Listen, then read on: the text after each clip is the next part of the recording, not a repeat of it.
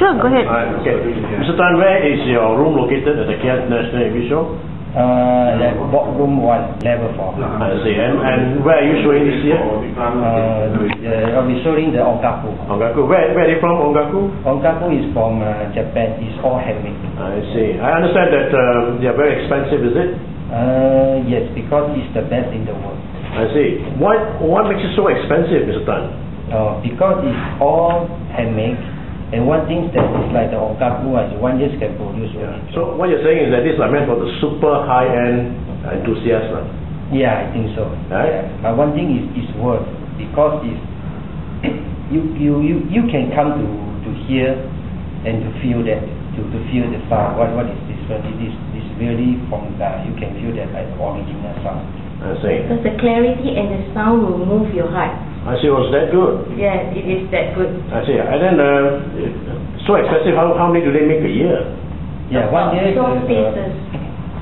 Because normally it takes about a month to produce 2 pieces. I see. And this is all purely handmade? 100% handmade. What kind of? I understand they use silver wirings and all this. Is that right? Yeah. Is that the reason why? One of the reasons why it's so expensive?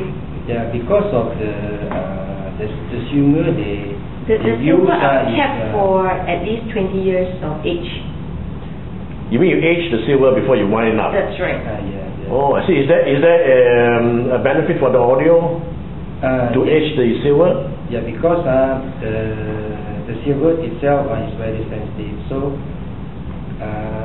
if you don't keep for 20 years, the sound won't be good.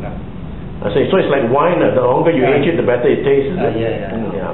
So if assuming I am to buy one of your Ongaku amps, I need to buy a good, say, CD player or turntable, a good pair of loudspeaker. How much do you think I need to attain such a system?